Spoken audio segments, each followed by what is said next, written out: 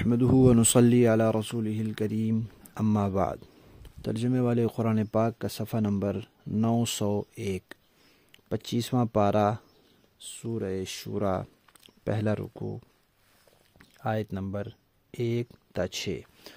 اعوذ باللہ من الشیطان الرجیم، بسم اللہ الرحمن الرحیم، حمیم عین سین قاف كذلك يوحي إليك وإلى الذين من قبلك الله العزيز الحكيم له ما في السماوات وما في الأرض وهو العلي العظيم تكاد السماوات يتفطرن من فوقهن والملائكة يسبحون بحمد ربهم ويستغفرون لمن في الأرض ألا إن الله هو الغفور الرحيم والذين اتخذوا من دونه أولياء الله حفيظ عليهم وما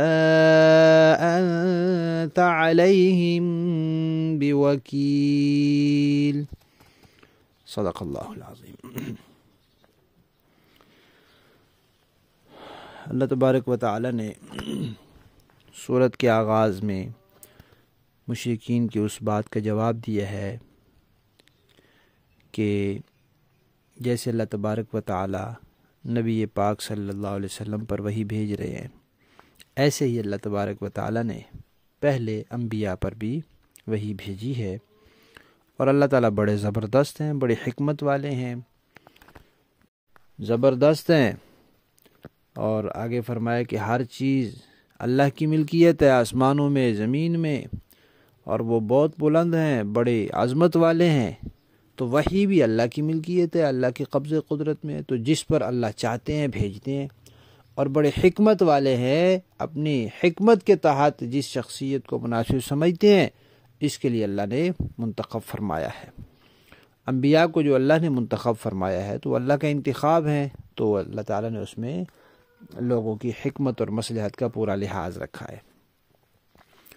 پھر کہا کہ لوگ اگر اللہ کو معبود نہیں مانتے، اتنے عظیم الشان اور بلند و بالا ذات کو لوگ اگر ان کی عبادت نہیں کرتے تو اللہ کی شان میں کوئی کمی نہیں آتی، اللہ کا کوئی نقصان نہیں ہوتا۔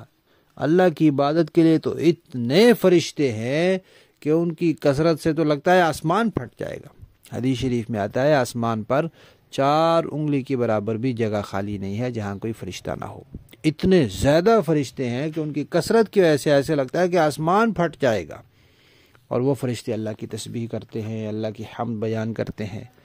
اور صرف یہ نہیں کرتے، وہ زمین والوں فرشتے تمہارے لیے مغفرت کی دعا بھی کرتے ہیں، کہ وہ اللہ تعالیٰ سے دعائیں کرتے رہتے ہیں کہ یا اللہ یہ جو ایمان والے ہیں ان کو معاف فرما، جو کافر ہیں ان کو ہدایت نصیب فرما۔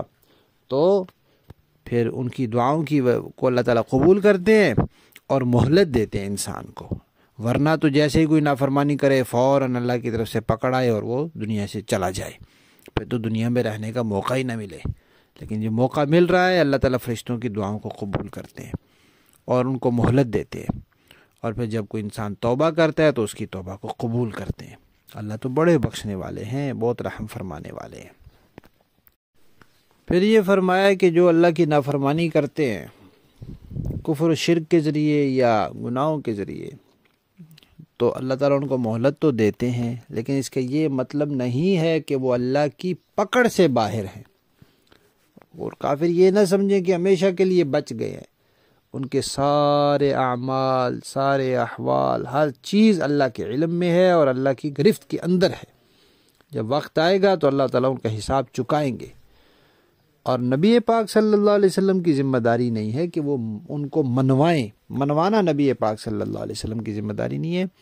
نبی پاک صلی اللہ علیہ وسلم کے ذمہ ہے پہنچانا، جب پہنچا دیا اس کے بعد پھر آگے اللہ تعالیٰ کا کام ہے، اللہ تعالیٰ خود ان سے حساب لیں گے، اس کے لیے نبی پاک صلی اللہ علیہ وسلم کو پریشان ہونے کی ضرورت نہیں ہے۔